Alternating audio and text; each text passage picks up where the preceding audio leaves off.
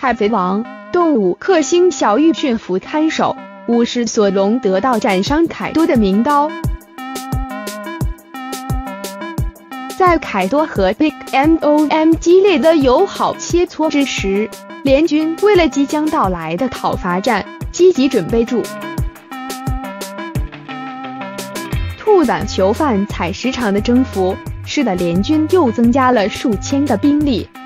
路飞不愧是魅力非凡的主角，和囚犯们已经十分融洽，打成一片。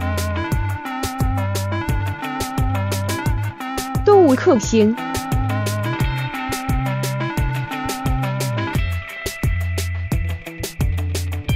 兔胆囚犯采石场已被征服，囚犯获得了自由，但成为阶下囚的看守依然桀骜不驯。在路飞的建议下，小玉使用能力从脸上揪下小团子，喂给了看守长巴巴努基。巴巴努基很快被驯服，尊称小玉为主人。小玉的能力对动物和动物系的能力者是有效的。既然看守长巴巴努基被驯服，那么其他动物系能力者看守估计也会被驯服。也就是说，不仅原本的囚犯成为战力，原本的看守也会成为战力。最新漫画中，小雨也来到鬼之岛，估计就带住一批被驯服的敌人。和松和日和。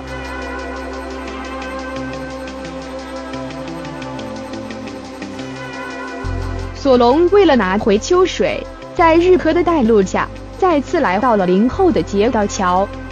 索隆和牛鬼丸激斗过程中，和松出现，打断了两人的战斗。日和认出了和松，主动出现相认。已经过去10几年，和松迟疑了一会才认出日和。相认的主仆，感动的时刻。20年前，日和被和松救出，一同生活了几年中，和松把好不容易得到的食物都给了日和。看住日益消瘦的和松，日和主动离开，不想成为累赘。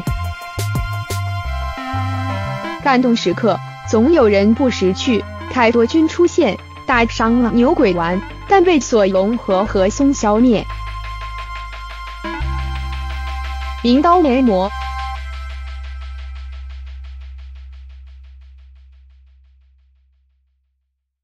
牛鬼丸和和松是认识的，准确地说，牛鬼丸原本是和松的化名，和松被抓后，现在的牛鬼丸继承了这个名字。现在的牛鬼丸是一只狐狸。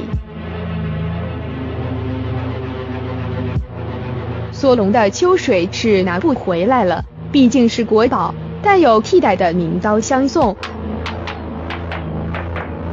光月玉田是双刀流，2把刀分别送给了桃之助和日和。为了代替索隆失去的秋水，日和将父亲玉田传给他的名刀连魔送给了索隆。凯多身上的唯一一道伤疤，就是玉田使用双刀流斩伤的。索隆将得到斩伤凯多的名刀连魔。